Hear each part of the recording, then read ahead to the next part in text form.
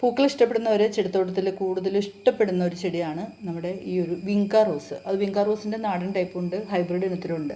ഇപ്പോൾ ഒത്തിരി വെറൈറ്റീസ് ഇതുപോലെ ഡബിൾ കളറിലൊക്കെ നമുക്ക് ഒത്തിരി ചെടികൾ കിട്ടും കേട്ടോ.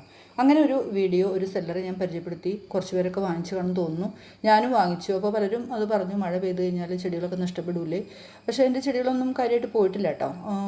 ഇപ്പം ഞാൻ എന്താ ചെയ്തതെന്ന് വെച്ചാൽ, എനിക്കൊരു പരീക്ഷണം നടത്താമെന്ന് വെച്ചാൽ, ഇതിൻ്റെ കമ്പുകൾ സാധാരണ പിടിക്കില്ല എന്നാണ് എല്ലാവരും പറയാറ്. ഹൈബ്രിഡ് ഇനത്തിൽ നാടൻ്റെയൊക്കെ നമ്മൾ പിടിപ്പിക്കാറുണ്ട്.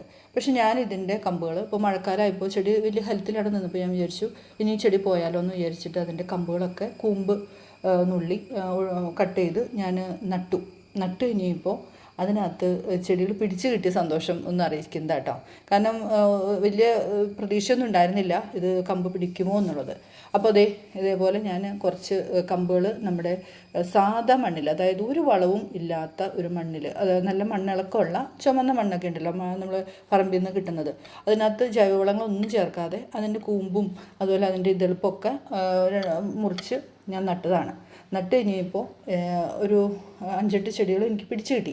അപ്പോൾ ഞാൻ ഇന്ന് വീണ്ടും 2-3 കമ്പോടി ഇല്ലാത്ത വെറൈറ്റീസിൻ്റെ, ഇപ്പോൾ മഴക്കാലമായ അത് നഷ്ടപ്പെട്ടു പോയാൽ, മദർ പ്ലാന്റ് പോയാൽ നമുക്ക് വേറെ ചെടി വേണമല്ലോ, അതിന് വേണ്ടിയിട്ട് നട്ടുപിടിപ്പിച്ചപ്പോൾ നിങ്ങൾക്കൊന്ന് ഷെയർ ചെയ്യാമെന്ന് വിചാരിച്ചു. അപ്പോൾ വിങ്ക റോസ് നമുക്ക് ഹൈബ്രിഡിൻ്റെ ഏതും നമുക്ക് കമ്പ് നട്ട് അതിൻ്റെ കൂമ്പ് നടാം, അതല്ലെങ്കിൽ അതിൻ്റെ സൈഡിൽ നിന്ന് വരുന്ന ഇതെളുപ്പുകളുണ്ടെങ്കിൽ അത് നടാം.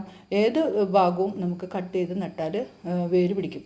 നല്ല രീതിയിൽ വേര് പിടിച്ചിട്ടുണ്ട്. അപ്പോൾ ഞാനിത് നട്ടിട്ട് എനിക്ക് തോന്നുന്നു ഒരു മാസത്തോളം ആയിട്ടുണ്ട് കേട്ടോ. ഞാൻ ചെറിയ ചട്ടിയിൽ വെച്ചുകൊണ്ടാണ് അതിന് വളർച്ചയില്ലാത്തത്. അപ്പോൾ എനിക്ക് തോന്നി അത് കുറച്ചും കൂടി വലിപ്പമുള്ള ചട്ടിയിലേക്ക് ആകുമ്പോൾ ചെടി നല്ല രീതിയിൽ വളരും.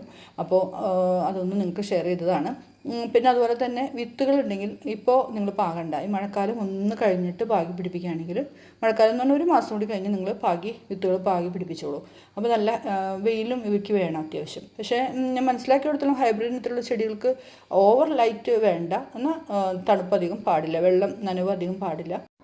നമ്മളിതുപോലെ കമ്പ് നട്ടുപിടിപ്പിക്കുന്ന ചെടിച്ചട്ടികളും കവറുകളൊക്കെ ചെറുതായിരിക്കാൻ ശ്രദ്ധിക്കുക കേട്ടോ. എന്നാലാണ് അത് പെട്ടെന്ന് വേര് പിടിക്കുകയുള്ളൂ. വലിയ ചട്ടിയിൽ നട്ടാൽ നമ്മൾ വെള്ളം ഒഴിക്കുന്നതിന് ഒരു പരിധി ഉണ്ടാവില്ല.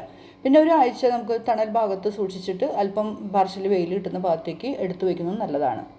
അപ്പോൾ ഈ ഒരു ചെടി ഒരു കെയറിങ് നിങ്ങൾ കാത്തിരിക്കുന്നുണ്ടാവും. അങ്ങനെയുള്ളവർക്ക് വേണ്ടിയിട്ടാണ് ചെയ്യുന്നത്. ഒത്തിരി പേര് അന്ന് ചോദിച്ചു, ഹൈബ്രിഡ് ഇനത്തിലുള്ള വിങ്ക റോസൊക്കെ പെട്ടെന്ന് പോകില്ലേ, മഴക്കാലമായാൽ എല്ലാം നശിച്ചു പോകില്ലേ എന്ന്. അപ്പോൾ അങ്ങനെ ഇല്ല, നമ്മളൊന്ന് നോക്കിയാൽ മതി എന്ന് നിങ്ങളെ അറിയിക്കാൻ വേണ്ടിയിട്ട് ചെയ്താട്ടോ.